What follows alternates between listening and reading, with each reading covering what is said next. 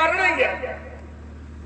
ये जो कर रहे हो महाराज वही करो, है ना, और जो नहीं करना है लोग अपन ताने घूम रहे हो, ये ठीक नहीं है। दूसरा तर्क ये, हमने कहा था महाराज लड़काई में हमने बहुत तोड़ी है, तो आपने एक वेद से जिसका नाम है धनुर्वेद, उससे धनुष के 3 प्रकार बताए।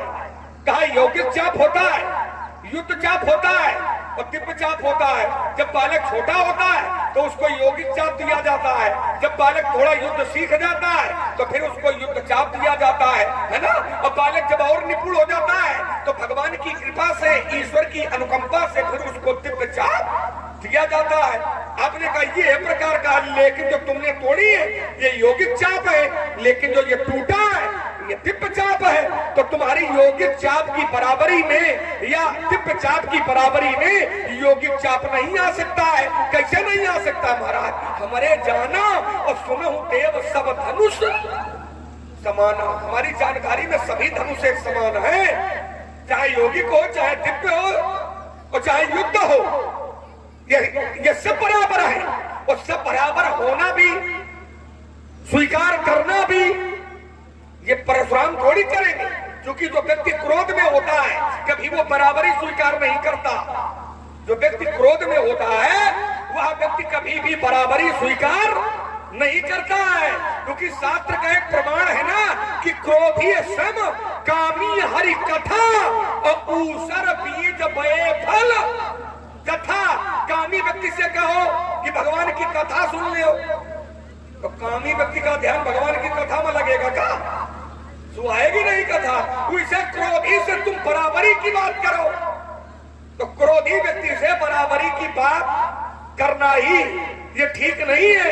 क्योंकि क्रोधी व्यक्ति इसको स्वीकार करने के लिए तैयार नहीं होगा। क्रोधी सम माने बराबर, और कामी हरि कथा ये ऐसे कैसे कहा जैसे ऊसर बीज। तो इनका तुम ऊसर है मानो, जैसे ऊसर बीज बये फल। कथा जैसे ऊसर में बीज डालो तो उस बीज का कोई परिणाम हमको मिलता नहीं है ना। वैसे परिणाम मिलता है, एक बीज डाला जाता है तो 20 बीज तैयार होते हैं। एक बीजा डाला जाता है, आपको कृषक है ना, और 20 बीजा तैयार होते हैं। लेकिन इन जौन एक नहीं, तुम चाहे जितने बीजा डाल दो, जब खाइए नहीं कुछ हो तो कहां से होगी। इसलिए महाराज विचार करें, संसार में सभी धनुष समान है। आप कहते हो ये दिव्य है, और अगर ये दिव्य है तो चिंतन करिए महाराज, विचार कर लीजिए कि तोड़ने वाला फिर क्या साधारण होगा क्या? अगर धनुष दिव्य है तो तोड़ने की सामर्थ्य दिव्यतम व्यक्ति में होगी। दिव्य धनुष को तोड़ने की सामर्थ्य किसी साधारण पुरुष में नहीं होगी। मैं परिवाणी पर विराम लगाता, आपसे उत्तर की प्रतीक्षा करता। राजकुमार लक्ष्मण के वक्तव्य को आप सब लोगों ने बड़े ध्यान से सुना होगा। एक लक्ष्मण ने बिंदु दिया, बोले परशुराम जी कैसे हैं? तो कहा ऊसर, परशुराम जी को ऊसर भूमि मानो। देखो ऐसा है, इस बालक को अब जितनी जानकारी उतनी ही तो बात अपनी करेगा। जो श्री कृष्ण ने कहा हमारे जाना, ये तो नहीं कहा कि वेद पुराणों में ऐसा लिखा है, ये तो इसने नहीं कहा। हमारे जाना सुनो देव सब धनुष समाना, ये इसकी व्यक्तिगत जानकारी है। अब व्यक्तिगत जानकारी जो उसकी उतनी ही होगी जितना उसका बुद्धि क्षेत्र होगा, उतना ही तो जानकारी करेगा, उतनी ही जानकारी होगी। और जहां पौराणिक या वैदिक मान्यता जुड़ जाती है तो वो जानकारी व्यापक हो जाती है कि ये जानकारी केवल लक्ष्मण की ही नहीं है। अगर पुराणों की कोई कथा है या हमारे धर्म शास्त्रों का कोई आख्यान है तो इसका ये निर्णय है कि अन्य लोगों के बीच में जानकारी रही है, तभी तो ऐसा उल्लेख पुराणों में दिया गया है। अब अगर कुछ बोलना चाहते हो तो बोलो जल्दी से, फिर अपनी बात कहें। मंच के माध्यम से तुमने जो ये कहा परशुराम जी को ऊसर भूमि मानो, मैं पहले ये बता देना चाहता हूं आप लोगों को कि ऊसर भूमि ये आई कहां से, ये ऊसर भूमि पृथ्वी पर कैसे बनी, मैं बताता हूं। पुराणों में कथा दी गई है, इंद्र ने जब विश्वरूप का वध किया, त्रिष्टा ऋषि के पुत्र विश्वरूप का जब वध किया तो इंद्र को ब्रह्म हत्या लग गई। अब इंद्र ने अपना इंद्रासन छोड़ दिया, जो कि ब्रह्म हत्या लग गई थी। अब उस ब्रह्म हत्या को कहां छोड़ा जाए? तब एक निष्कर्ष निकाला गया कि इंद्र की ब्रह्म हत्या अगर कोई लेने को तैयार हो जाए तो इंद्र को ब्रह्म हत्या से मुक्त किया जा सकता है। तो अब इंद्र की ब्रह्म हत्या लेने के लिए कोई तैयार नहीं था। अब कौन व्यक्ति ऐसा जो किसी की ब्रह्म हत्या ले लेगा? कोई लेने के लिए तैयार नहीं था। तो फिर इंद्र की ब्रह्म हत्या को 4 भागों में बांटा गया। एक भाग दिया गया स्त्रियों को, स्त्रियों को एक भाग दिया गया, और वही ब्रह्म हत्या का परिणाम कि स्त्रियां कभी सर्वत्र पूजा की अधिकारिणी नहीं होती। एक भाग दिया गया वृक्षों को, तो उस ब्रह्म हत्या का परिणाम कि वृक्ष में गोंद निकलता है, ये वही ब्रह्म हत्या का फल है। एक भाग दिया गया जल को, तो जल में जो फेन की उत्पत्ति है उसी ब्रह्म हत्या का फल है। और एक भाग दिया गया उत्सर्गीय भूमि को, पृथ्वी को, तो पृथ्वी में जहां जहां ऊसर भूमि दिखाई पड़े ये उसी ब्रह्म हत्या का परिणाम है। तो ऊसर भूमि क्या है? ये इंद्र की ब्रह्म हत्या का फल है, ऊसर भूमि। और ये बालक कह रहा है कि परशुराम को ऊसर भूमि जानो, परशुराम जी को ऊसर भूमि जानो। तो पुराण तो कहते हैं कि ऊसर भूमि तो इंद्र की ब्रह्म हत्या का परिणाम है। तो क्या परशुराम ब्रह्म हत्या के निमित्त बने खड़े? कहां जोड़ रहे इस विषय को? इसलिए ठीक नहीं है। पौराणिक मान्यता ये कहने के लिए तुम्हें तुम्हारा ये अधिकार नहीं देते कि तुम इस जगह पर हमें जोड़ो। हमारा चरित्र अलग है। और यदि निष्क्रियता से लेना चाहो कि ब्रह्म हत्या जैसे ऊसर भूमि में चाहे कोई भी बीज डाल दिया जाए नहीं उगता है, क्यों नहीं उगता है? क्योंकि दोष लगा है ना, ब्रह्म हत्या का दोष लगा है, इसलिए नहीं उगता है। द्वितीय चरित्र में तुम्हारे चलते हैं। तुमने कहा कि क्या साधु संत महात्माओं को आप भयभीत करेंगे? यहां तो साधु संत महात्मा उपस्थित है। बड़ा विचित्र हमें लगता है कि मिथिला में साधु संत महात्मा तुम्हें दिखाई पड़ रहे हैं, और जो तोड़े गए हैं ये किसकी हड्डियों से बने थे? ऐसा लगता है जैसे तुम्हें पता ही नहीं। ये भी तो एक महात्मा की हड्डियों से बने थे। यदि साधु संत महात्माओं के तुम इतने पक्षधर थे तो तुम्हें निर्णय पहले ले लेना चाहिए कि धनुष भी किसी महात्मा की अस्थियों से बना है, अस्तु कोई भी दुस्साहस ना करे ऐसे महात्मा की अस्थियों को तोड़ने का। किसी को कोई अधिकार नहीं है। और जनक, यदि तुमने प्रतिज्ञा की है तो मैं तुम्हारी प्रतिज्ञा का भी विरोध करता हूं, ठीक नहीं है। क्योंकि संत महात्माओं की अस्थियों के प्रति, संत महात्माओं के प्रति सम्मानित भाव होना चाहिए व्यक्तियों में। तो जब एक संत महात्मा की हड्डियां तोड़ी गई तो तुम बैठे रहे, तब तुम नहीं बोले। अब यदि उस व्यक्ति की खोज करने में हम संकल्प न लेकर के, विकल्प लेकर के कोई चर्चा कर रहे हैं तो तुम्हें आपत्ति है। धनुष तोड़ने वाला यदि धर्मात्मा है, यदि बहुत अच्छा है, जैसे तुमने कहा बहुत अच्छा व्यक्ति है, बहुत धर्मात्मा व्यक्ति है, तो राजकुमार क्षत्रिय कुल में जन्म लेने वाले उस व्यक्ति का, उस धर्मात्मा व्यक्ति का कर्तव्य बनता है कि यदि मैंने राजाओं को निमित्त बना करके कहा शोभ लगाओ भी है समाजा नच मारे जाइए सब राजा, तो इस समाज की रक्षा के लिए, इन धर्मात्माओं की रक्षा के लिए उसको उठ करके मेरे सम्मुख स्वीकार करना चाहिए कि महाराज हमसे धनुष टूटा। क्या आपत्ति है इसमें? यदि वो धर्म आचरण करने वाला है, लेकिन उसका ऐसा कोई रूप देखने को नहीं मिला, ऐसा कोई आचरण देखने को नहीं मिला। इसलिए राजकुमार लक्ष्मण, हमारा जो भी निर्णय है उचित है। और एक बात बताएं, यदि तुम चाहते हो कि धर्मात्मा ना मारे जाए तो उसका एक सीधा निदान और है। हमारा मारने का कोई उद्देश्य नहीं है, लेकिन यदि तुम भी ऐसे हो इनके, तो दूसरा विकल्प ये है कि उसको लाकर तुम खड़ा कर दो हमारे सामने जिसने तोड़ा है। यदि तुम्हें बड़ी चिंता है इन लोगों की तो उसको लाकर तुम खड़ा कर दो। हमें वो व्यक्ति मिल जाए जिसने धनुष तोड़ा है, हम ना पृथ्वी पर देंगे और ना किसी को मारेंगे। हमें वो व्यक्ति चाहिए जिसने धनुष तोड़ा है। तुमने कहा हमारे जाना सुनो देव सब धनुष समाना, सभी धनुष बराबर है, समान है। देखो ये नहीं हो सकता है। क्यों नहीं हो सकता है?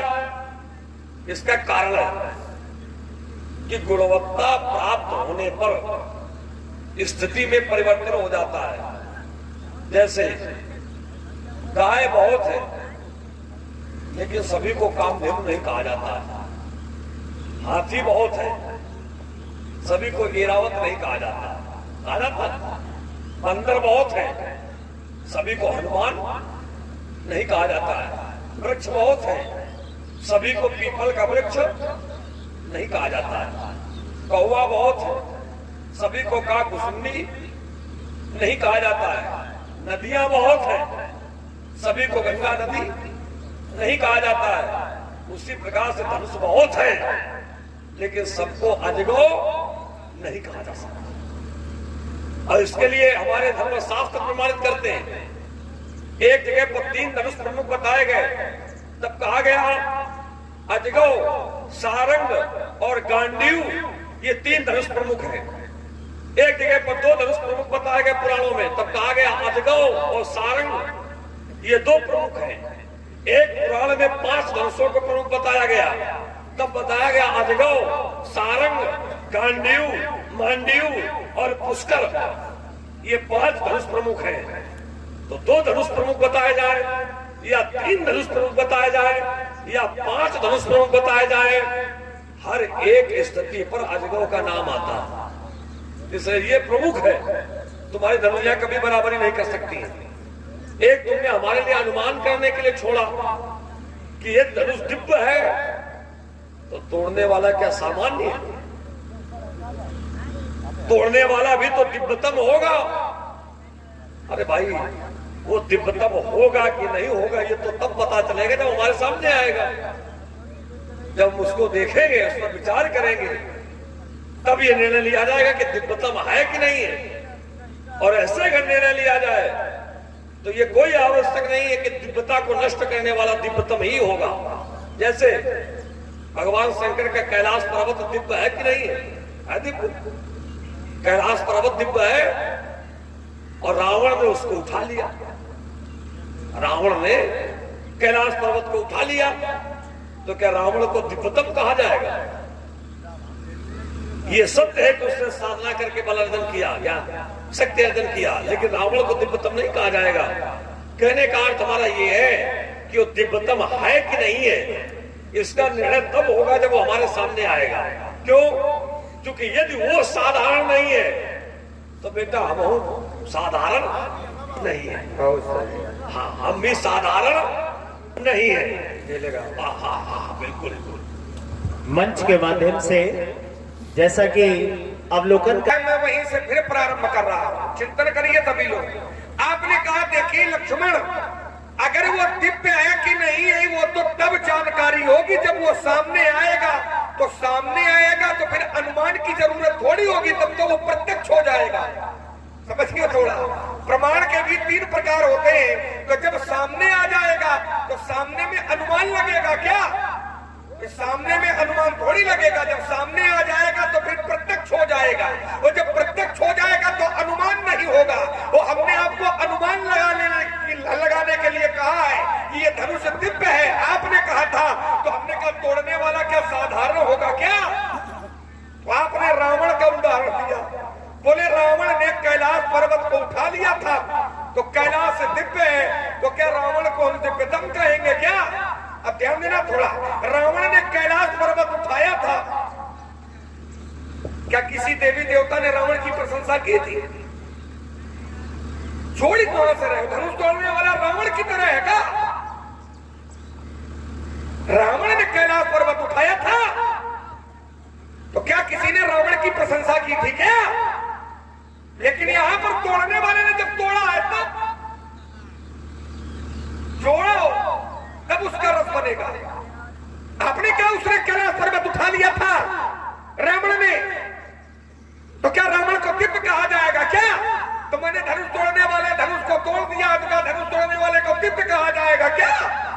चिंतन करिए थोड़ा फिर कि रावण ने कैलाश पर्वत उठाया था तो रावण की प्रशंसा किसी ने नहीं की थी, लेकिन जिस समय धनुष तोड़ने वाले धनुष को तोड़ा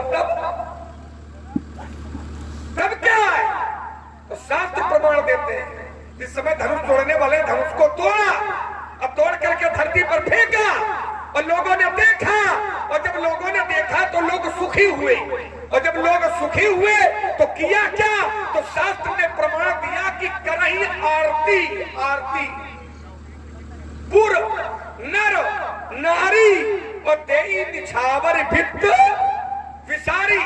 धनुष तोड़ने वाले की नर और नारियां ये आरती उतार रहे हैं, आरती तो आरती का है उतार रहे हैं। अब फिर आरती उतारने वाले साधारण नहीं है, ये साधु है, संत है, महात्मा धर्मशील है, और जिसकी आरती साधु संत ऋषि मुनि महात्मा उतारे, और का उदाहरण तुम रावण से लगा दो, तो ये तो थोड़ा निर्णय ठीक नहीं है। रावण साधु संतों की आरती नहीं उतारता है, रावण साधु संतों के गर्दन उतारता है, लेकिन धनुष तोड़ने वाला साधु पुरुषों के चरण दबाता है, साधु पुरुषों के चरणों की रज अपने मस्तक पर धारण करता है, और जो मस्तक पर धारण करता हो और जो उनको मारता हो, और इन दोनों का तराजू के एक पड़ने वाला के ठाड़ कर दो। ये थोड़ा विचार नहीं है, रावण से न जोड़ो, रावण नहीं है धनुष तोड़ने वाला, धनुष तोड़ने वाला धनुष तोड़ने वाला है, हल्के में ही रहे होगा, विचार के लिए। दूसरा तर्क ये, हमने कहा परशुराम जी ऊसर है, तो ऊसर है का क्या अर्थ है कि ऊसर है, यह अर्थ है का, समझिए थोड़ा भाई। मैंने कहा था कि जैसे क्रोधी व्यक्ति के सामने यदि बराबरी करो तो क्रोधी व्यक्ति कभी भी बराबरी को स्वीकार नहीं करता है। जैसे में यह उदाहरण था कि जैसे ऊसर भूमि है और ऊसर भूमि में अगर बीज डाला जाए तो कभी भी उस बीज का लाभ प्राप्त होने वाला नहीं है। वैसे हम जो कह रहे हैं मेरी वाणी का जो लाभ है वो इस ऊसर भूमि से प्राप्त होने वाला नहीं है। तो इसका अर्थ ये थोड़ी कि आप ब्रह्म हत्या के दोषी हो।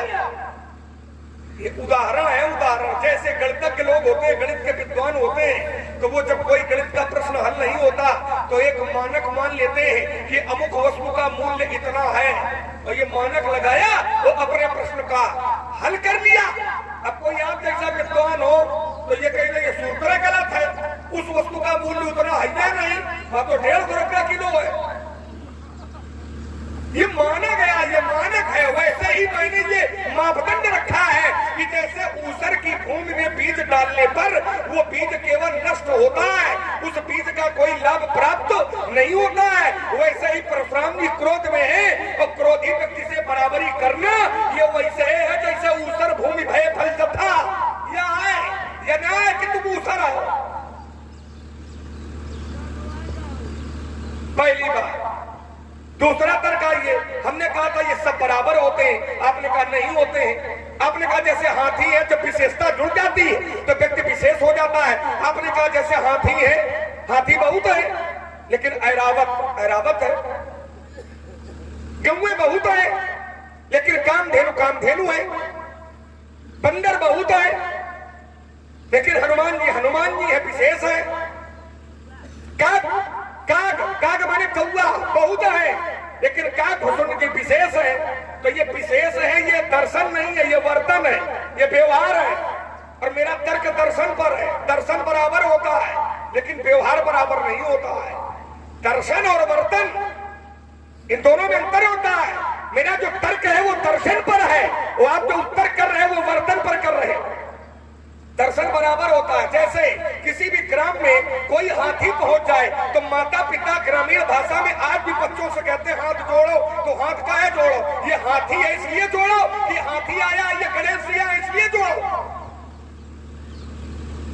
विचार करिए, चिंतन करिए। हाथी आया है, हाथ इसलिए जोड़ो इसलिए कहते हैं क्या? हाथी आया है हाथ जोड़ो इसलिए कहते हैं क्या?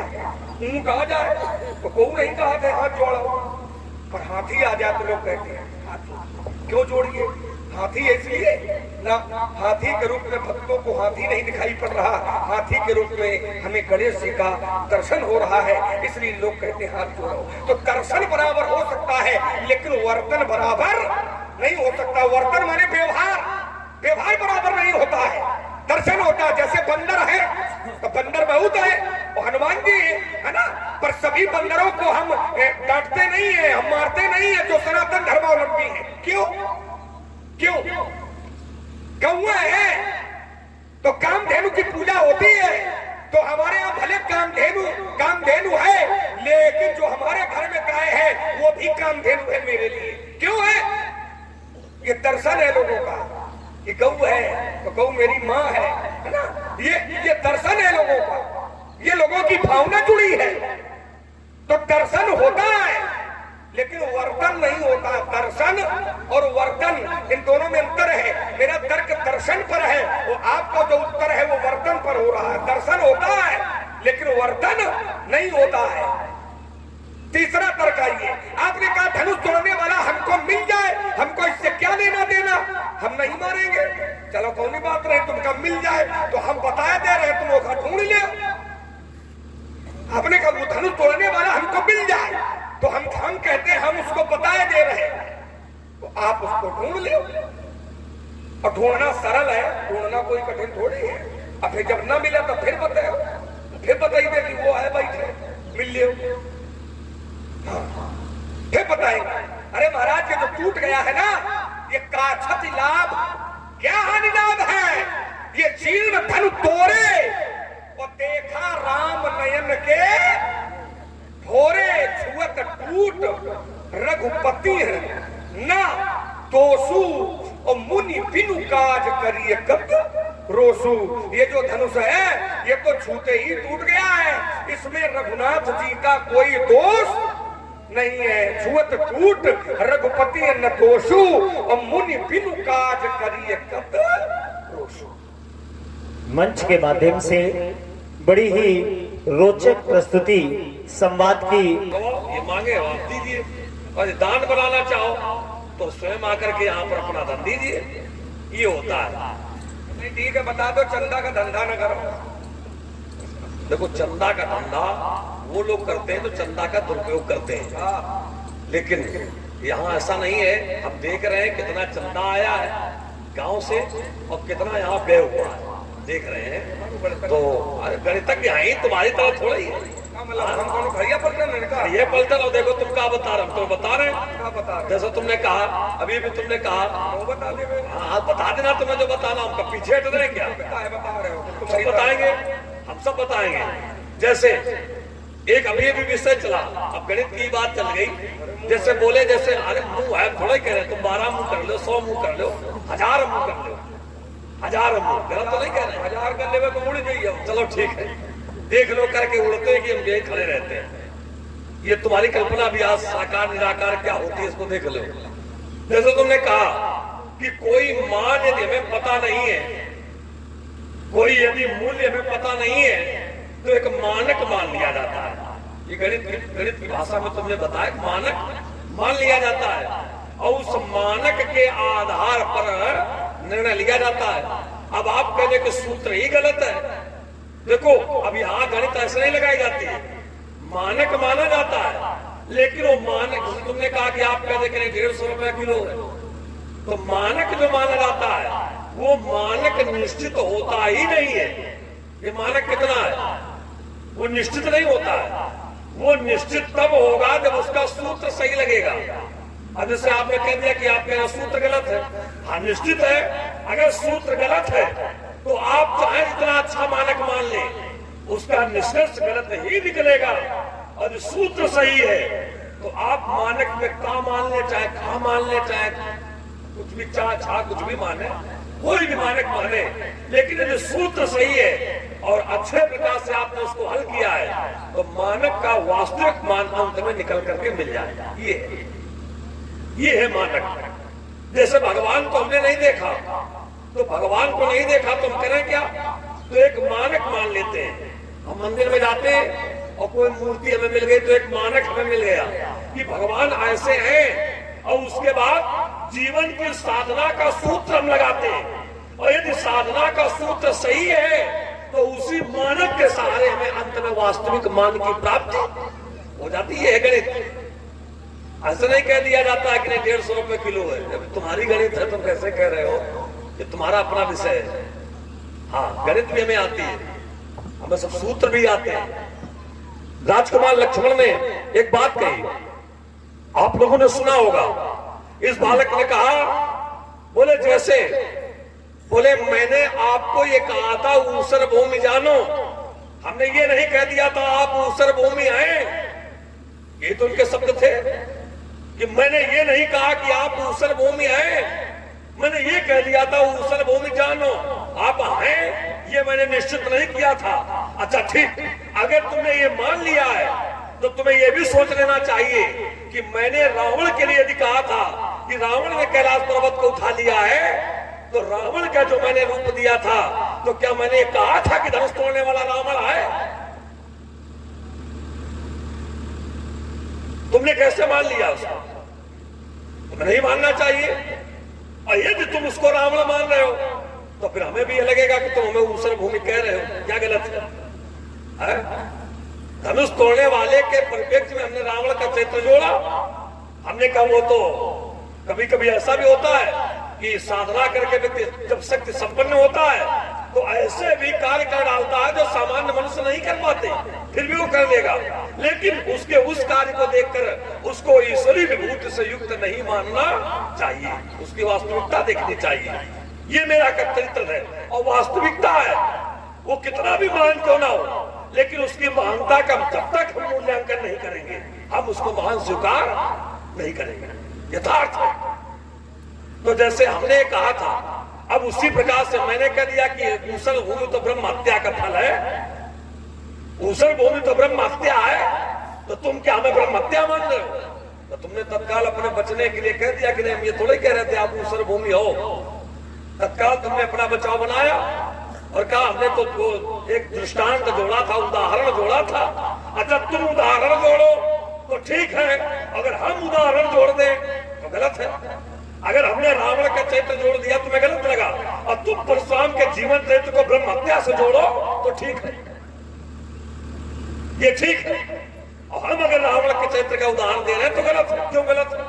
अगर रावण पापी है और हम जोड़ने के अधिकारी नहीं है तो ऊसर भूमि भी ब्रह्म हत्या का ही पाप का परिणाम है। क्यों जोड़ रहे हो तुम परशुराम के चरित्र? इसलिए पहले तुमने जोड़ा है, हमने तो बाद में दृष्टांत दिया, पहले तुमने जोड़ा है। वो भूल पहले तुमने की है, इसलिए तुम्हें स्वयं में परिवर्तन करना चाहिए। और मेरे कहने का जो अर्थ था, जैसे तुमने कहा कि रावण जो कार्य करता है तो क्या संत महात्मा आरती उतारते हैं, रावण ने जो व्यवहार किया तो क्या संत महात्मा प्रसन्न होते हैं, रावण ने जो कार्य किया तो क्या संत महात्मा समर्थन देते हैं। देखो ये चरित्र यहाँ नहीं है, ये विषय नहीं है यहाँ पर। बात रावण की बात मैंने जो कही थी, तुमने कहा था अगर धनुष दिव्य है तो तोड़ने वाला भी दिव्यतम होगा। तो मैंने कहा था कि कभी कभी ऐसा होता है कि साधारण मनुष्य भी साधना करके अपने जीवन में ऐसी शक्तियां अर्जित कर लेता है कि दिव्यता के भी ऊपर निकल जाता है, लेकिन उसको दिव्यतम स्वीकार नहीं किया जाता है। और यदि स्वीकार किया जाएगा तो उसका मूल्यांकन होगा, मूल्यांकन किया जाएगा तब स्वीकार किया जाएगा। तो यदि लक्ष्मण तुम ये कहना चाहते हो कि धनुष तोड़ने वाला दिव्यतम है, तो उसकी दिव्यतम स्थिति पर जब मैं मूल्यांकन करूंगा तब स्वीकार करूंगा।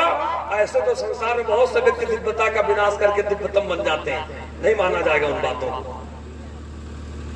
मैंने दूसरे बिंदु पर आइए, द्वितीय बिंदु में मैंने कहा था, तुमने कहा कि यहां पर आरती उतारी गई है, जय जयकार किया गया है। अच्छा आरती किसकी उतारी गई है? किसकी उतारी गई है आरती? जिस व्यक्ति ने धनुष तोड़ा है उसकी आरती उतारी गई है। धनुष यहां निमित्त नहीं है कि धनुष के कारण आरती उतारी गई है। यहां आरती उतारने का प्रमुख कारण है कि सोहे सी अमुक के जोरी और छवि श्रृंगार मनो एक ठोरी, इसलिए आरती उतारी गई है। क्योंकि यहाँ राजा तो बहुत आए, लेकिन अनेक राजा आने के बाद में भी सीता के साथ सबसे अच्छी जोड़ी उसी व्यक्ति की बनी है, जिस व्यक्ति के परिप्रेक्ष्य में यहाँ के नर नारियों ने धनुष टूटने के पहले ही अपने मन में कल्पना कर डाली थी।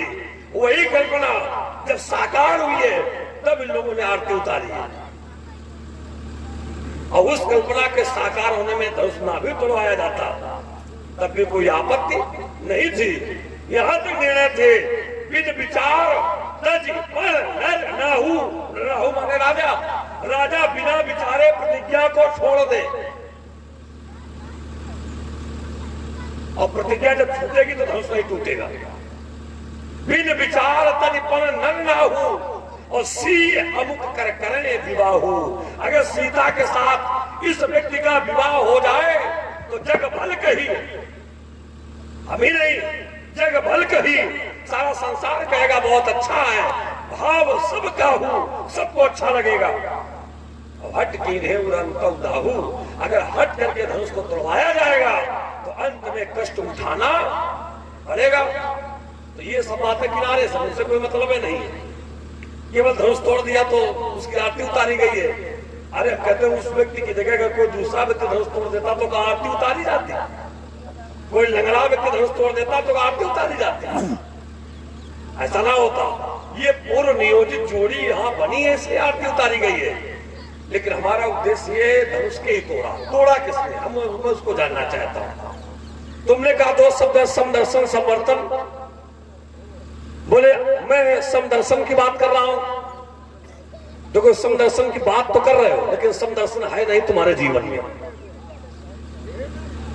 अब चूंकि मैंने ऐसा दृष्टांत दिया है कि संसार में वृक्ष बहुत है, सभी पीपल के नहीं होते हैं, हाथी बहुत है, तो अब बचने के लिए रास्ता क्या निकाला जाए।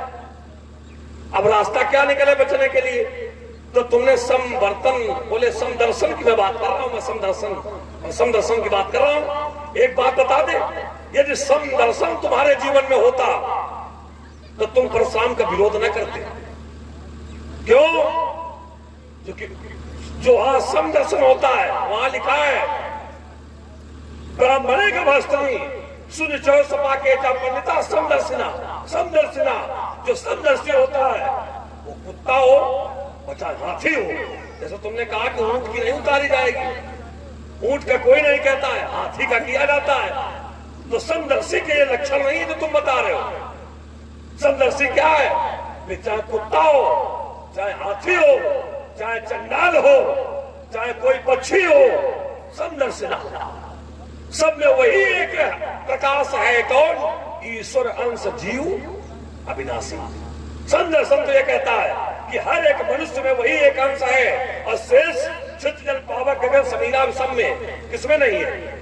पक्षी में भी है, पशु में भी है, मनुष्य में भी है, वृक्षों में भी है, सब में है। और जब ये पंच तत्व विलीन होते हैं, शरीर का अंत होता है, तो आग तत्व आग में चला जाता है, जब क्रिया होती है, जल तत्व जल में चला जाता है, वायु तत्व वायु में चला जाता है, आकाश तत्व आकाश में चला जाता है, भूमि तत्व भूमि में चला जाता है। जो जहाँ का तत्व है वही चला जाता है। और अंत में जीव तत्व भी एक न एक दिन परमात्मा तत्व में ही चला जाता है। ये है पंडिता समदर्शना, ये है समदर्शना। अगर ऐसा समदर्शना भाव तुम्हारा होता तो हमारे लिए तुम बाहें समेट के ना खड़े होते।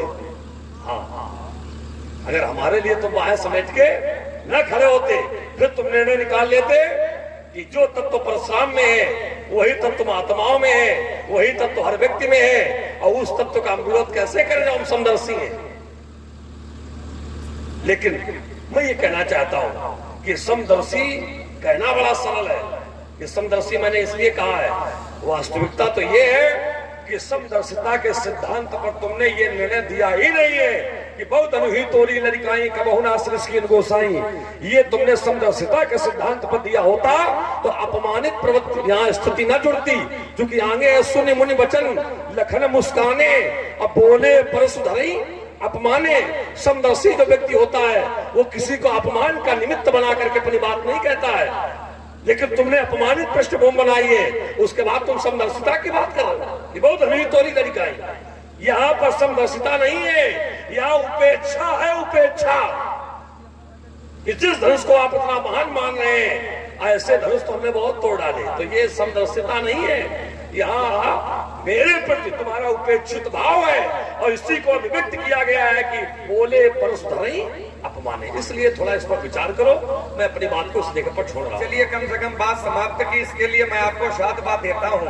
और छोटा सा एक निवेदन और है कि बिंदु कोई छूटे बिना जो हमारे आपके तर्क के बीच में चल रहे हैं, और उन बिंदुओं का जो उत्तर हो वो छोटा हो, उत्तर छोटा हो, बिंदु छूटे ना। इस बात का हम दोनों लोगों को ध्यान रखना है। अब आइए, जहां से आपने प्रारंभ किया कि लक्ष्मण अगर तुम समदर्शी हो तो फिर हमारा अपमान क्यों कर रहे हो।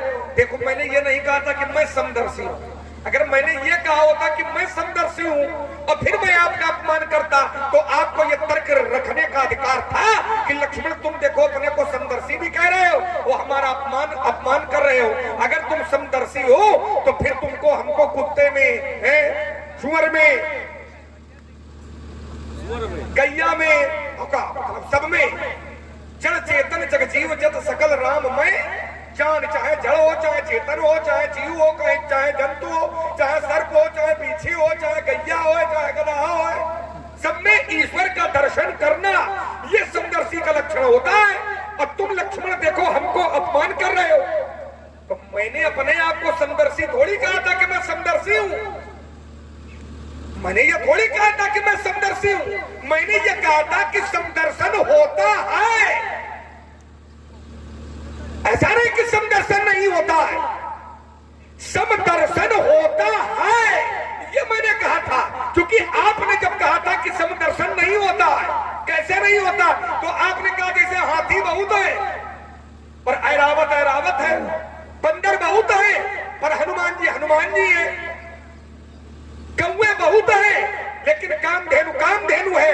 तब हमने कहा था नहीं महाराज, बंदर बहुत है लेकिन हनुमान जी है, ये सही है। लेकिन बंदर में हनुमान का दर्शन करना ये सनातन धर्म है और यही समदर्शन है। कौवे बहुत हैं लेकिन कामधेनु के बराबर नहीं है, लेकिन प्रत्येक गाय में हमको माता का दर्शन करना यही सनातन धर्म है। समदर्शन होता है, ये मैंने कहा था। मैंने ये नहीं कहा था कि मैं समदर्शी हूं। हम समदर्शी नहीं है, और समदर्शी अगर होता तो तुम्हारा समझ व्यवहार का है होता। अच्छा, और देखो, हम तो समदर्शी नहीं है, ध्यान देना थोड़ा, हम तो समदर्शी नहीं है, लेकिन जो समदर्शी है उसका भी व्यवहार सम नहीं होता है। वर्तन माने होता है व्यवहार। जो समदर्शी है कौन है, तो भगवान है समदर्शी। भगवान समदर्शी है, और शास्त्र का एक प्रमाण भी है व्यासी। संभाले जरा थोड़ा रसमयी बने। हाँ, हारमोनियम का माइक खोलो, कहाँ गए साउंड? हाँ, बढ़ाओ, माइक बढ़ाओ, फिर हम बढ़ाना है। भगवान समदर्शी है, और भगवान के लिए शास्त्र प्रमाण करते हैं क्या कि समदर्शी मोह का सब लोग। भगवान को लोग समदर्शी कहते हैं, समदर्शी। तो भगवान समदर्शी हैं, लेकिन भगवान समवर्ती नहीं है। भगवान का जो व्यवहार होता है वो बराबर नहीं होता है। दर्शन तो बराबर होता है, लेकिन जो व्यवहार होता है वो बराबर नहीं होता है। व्यवहार कैसा होता है, तो आचार्य कहते हैं कि जब जब हो धर्म कहे हानि अपाही असुर अधम अभिमानी, तब तब प्रभु धरि ये विविधो शरीरा, ओ हरा ही कृपा निधि सज्जन। ये वर्तन है, वर्तन है समदर्शी, है समदर्शी। भगवान समदर्शी है, लेकिन जो भगवान का व्यवहार है वो सम नहीं है। भगत अभगत हृदय अनुसारा।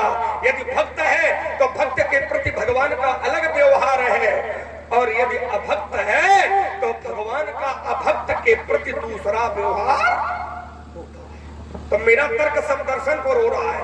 मैंने ये नहीं कहा था कि मैं समदर्शी हूं।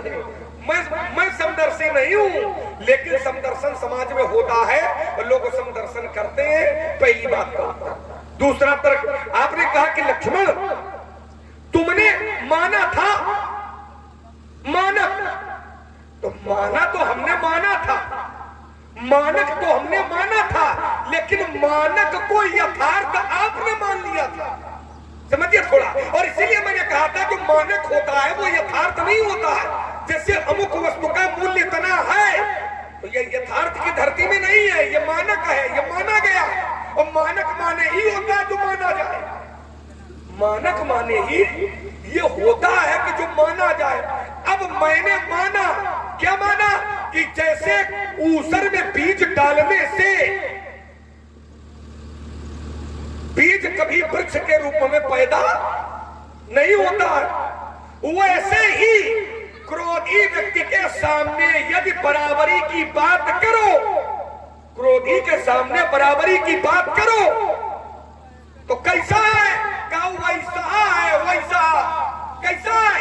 क्रोधी के सामने यदि बराबरी की बात करो, कहा वैसा है जैसे ऊसर में बीज।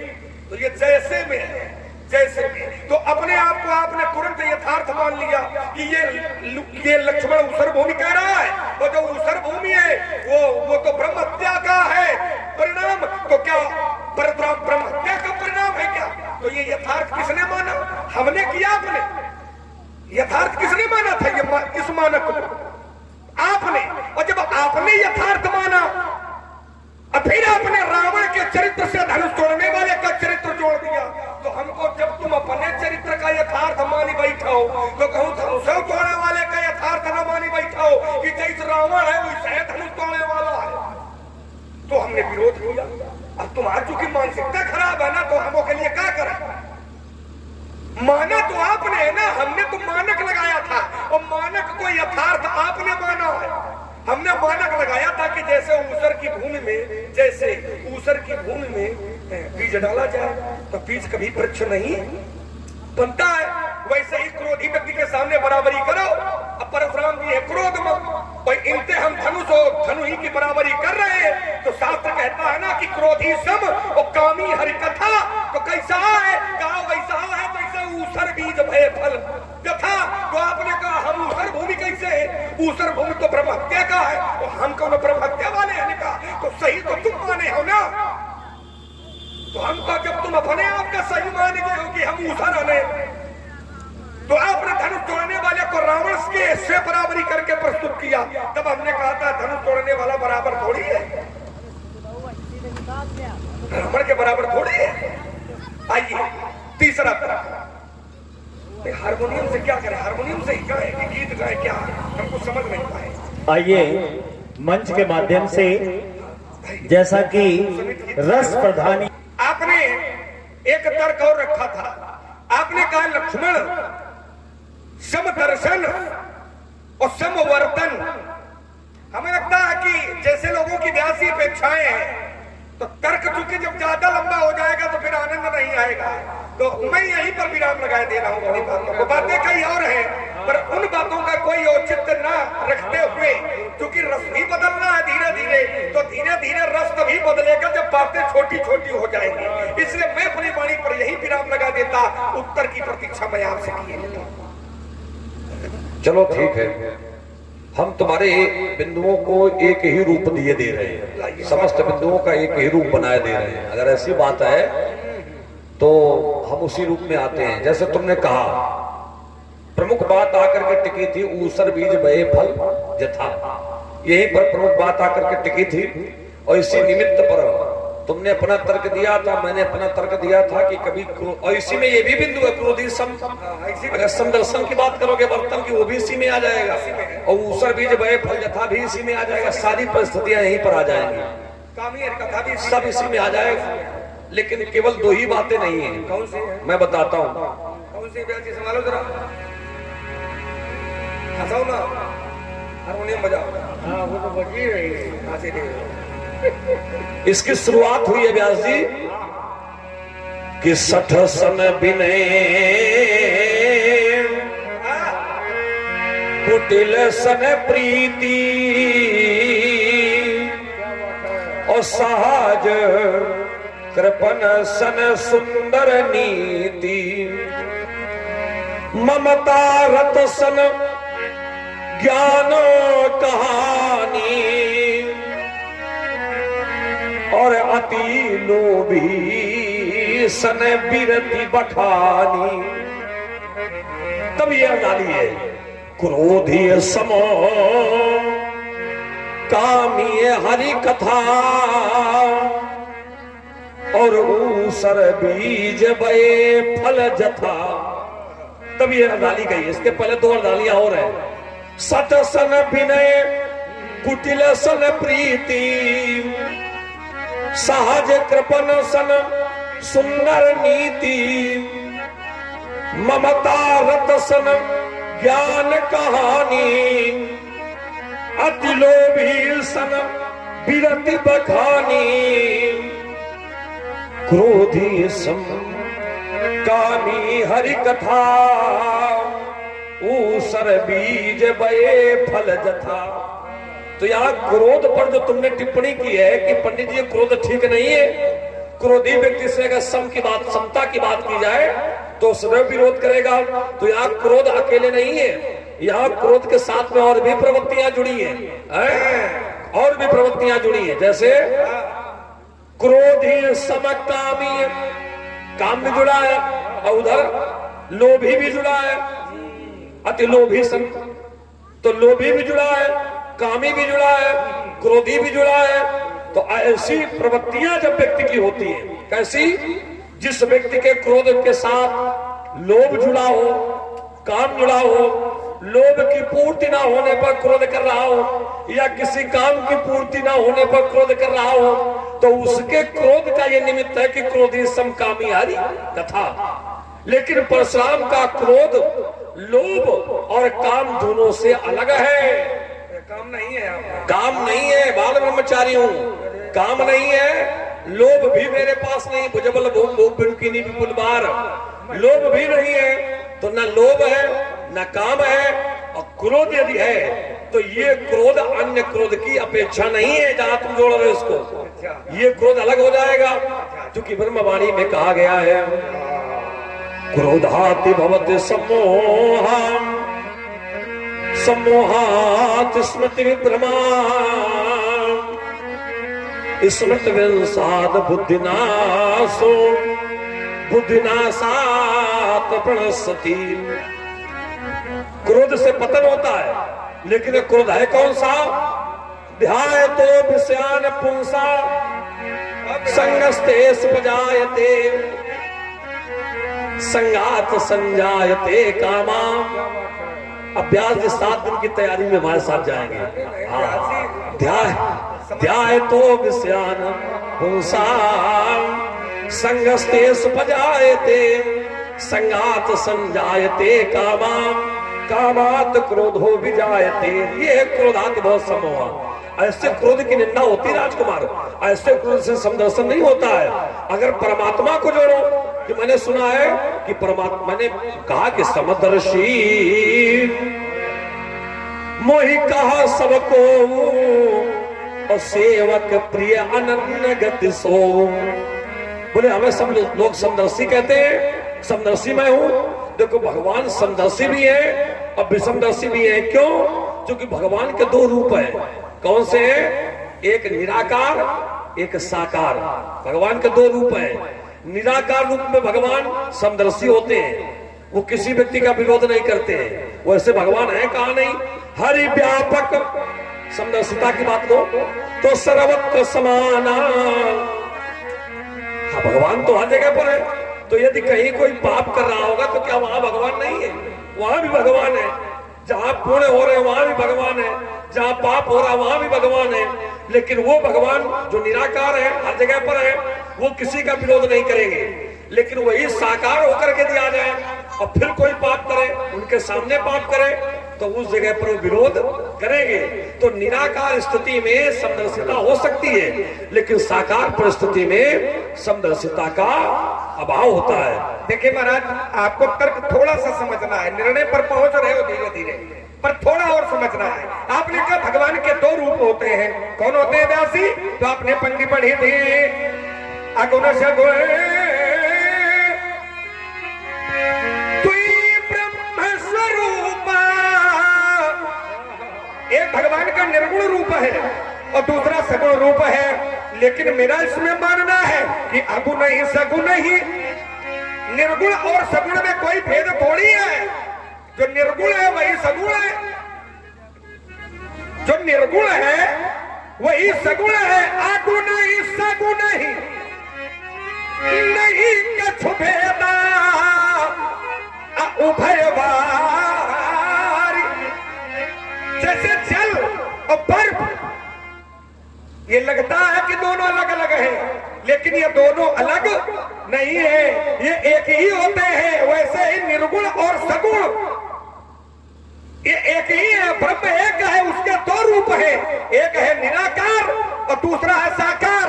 और भगवान को, निराकार को, भगवान को समदर्शी कहते हैं। आपने कहा जो साकार होता है वो समदर्शी थोड़ी होता है। ये जो मैं पंक्ति पढ़ रहा हूं, समदर्शी मोहका सम लोगू, ये साकार ने ही कही है अपने लिए, ये निराकार ने थोड़ी कहा है।